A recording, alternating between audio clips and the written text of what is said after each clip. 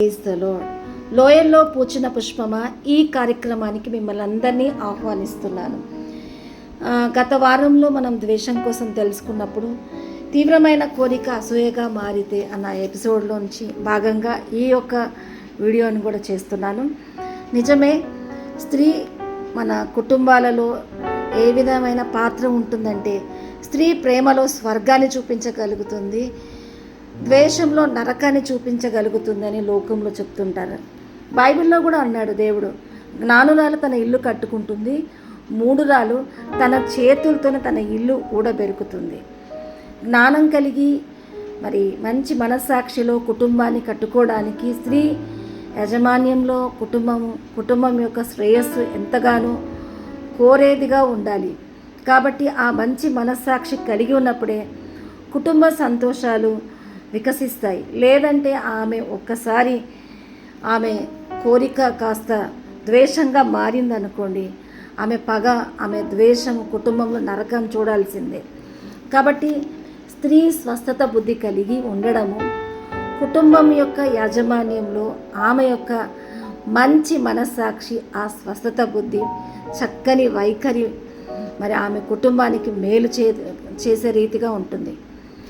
మనము స్త్రీలంగా ఈ విషయాన్ని అంగీకరించడానికి ఇబ్బంది కలిగిన కొన్ని విషయాలు చర్చించుకున్నప్పుడు వాటిలో ఉన్న లోతులు మనం గమనిస్తున్నప్పుడు నిజమే, స్త్రీకి ఎక్కువగా ఉండాల్సిన బలహీనతలో కుటుంబ యాజమాన్యంలో ఆమె సహకార బలంగా ఆమె పనిచేయడంలో పెత్తనాన్ని కలిగి జీవించాలని ఎక్కువగా ఆశించి ఆ పెత్తనాన్ని కాస్త వ్యసనంగా మారిందనుకోండి, ఆ పెత్తనంలో తన కుటుంబంలో అధికారపూర్వకంగా ఇవి ఉండాలి, ఇవి జరగాలి, ఇవి తీసుకురావాలి, ఈ విధంగానే ఉండాలి అన్న ఆర్డర్ చేయడము, కుటుంబంలో శాసనంగా తెలియకుండానే సహకార బలంతోనూ ఉండి ఆమె అధికారంగా ఉండడం, కొన్ని విషయాల్లో ఆమె పాత్ర తెలియకుండా పొరపాట్లు చేయడానికి కారణమవుతుంది. లోకంలో అంటారు, మూర్ఖురాలైన ఒక మహిళ తన భర్తను బానిసగా చేసి ఆమె ఆ బానిసకు యజమాని అయ్యిందంట. పెత్తనపు దాహం కలిగి ఉన్నప్పుడు భర్త కూర్చోమంటే కూర్చోవాలి, నించోమంటే నిల్చోవాలి. ఇలాంటి బానిసగా చేసి ఆమె దానికి యాజమాన్యం వహించే స్థితిలో పెత్తనపు దాహంలో తన ఈగోను సాటిస్ఫై చేయడానికి తన కుటుంబ విలువల్ని వాడుకుంటుంది. నిజమే, ఈగోకుంటున్న లక్షణాలు ఎప్పుడైతే మనం స్వార్థం కలిగి ఆ పెత్తనపు మనసును పోషిస్తామో ఖచ్చితంగా మన ఈగో సాటిస్ఫాక్షన్ కోసము మనము ఎదుటి వాళ్ళ సంతోషాలను మనం పణంగా చేసి మనం ఆ పెత్తనాన్ని కలిగి ఉండాలనుకుంటాం.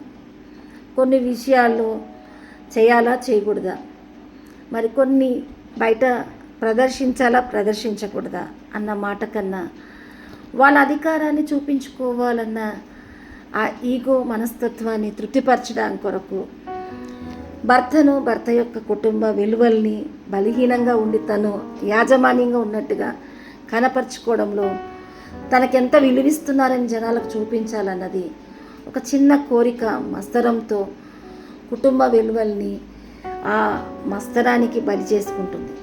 ఈ విషయాన్ని తాను ఇట్లా ప్రవర్తిస్తున్నానన్నది కూడా గుర్తించదు. ఎందుకంటే అవన్నీ కుటుంబంలో సహకార బలంగా భార్యగా మేలు కోరుతూ ఈ కుటుంబం కొరకే నేను ఉన్నాను కదా అన్న అభిప్రాయం ఉంటుంది.